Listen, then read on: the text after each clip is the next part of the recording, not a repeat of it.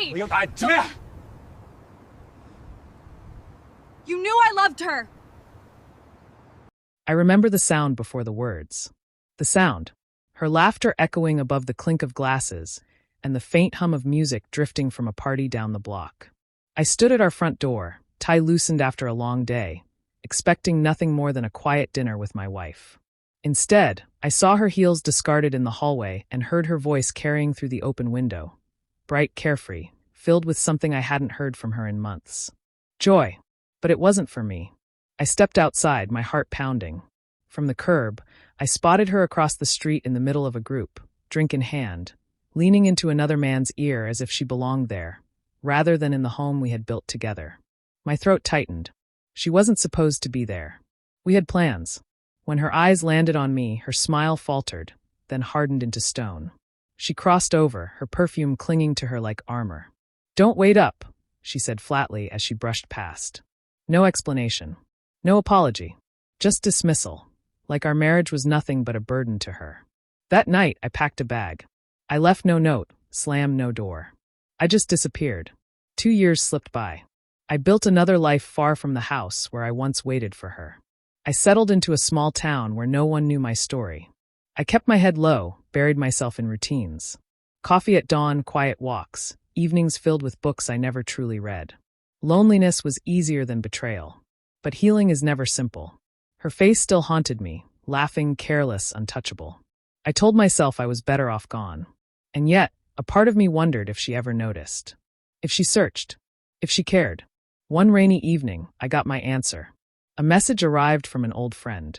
"She's been asking about you. Says she regrets everything." Regret. The word seared in my chest.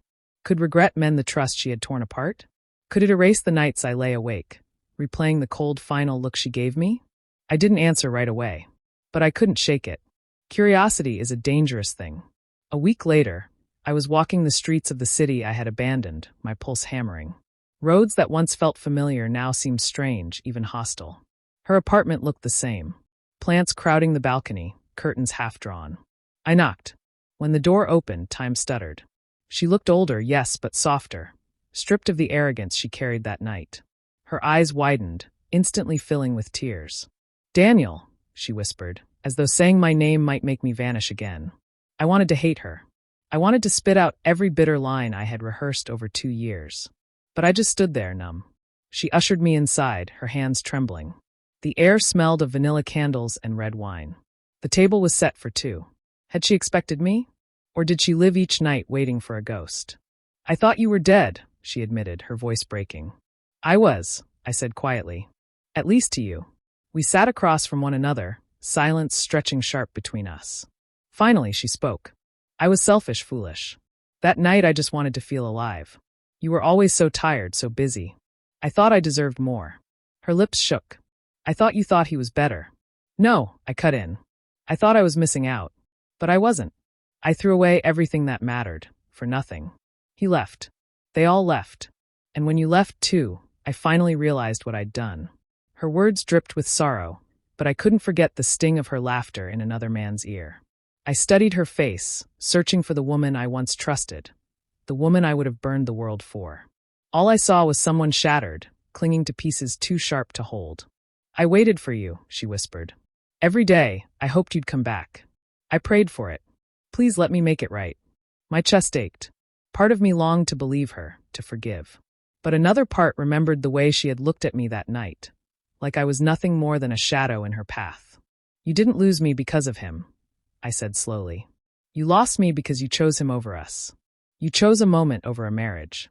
She broke then, sobbing into her hands. The sound rattled me, tore at my resolve. This was the woman I had once loved more than myself, undone before me. But forgiveness is not the same as forgetting. And forgetting is impossible. I rose, my chair scraping the floor. Her head snapped up, panic flooding her eyes. "Don't leave again," she begged. "Please, Daniel, don't disappear." I walked to the door, my heart heavy but steady. I turned once, locking eyes with her. "I already did," I said. This time, I didn't look back. The rain met me outside, cool and cleansing. I breathed deep, and the truth hit me. She had been my world once. But a world can end and life continues. Her regret might haunt her. My pain might never fade completely. But sometimes, the bravest choice a man can make is not returning to what broke him, no matter how much love once lived there. 2 years ago, she chose a party over me. Tonight, I chose myself over her.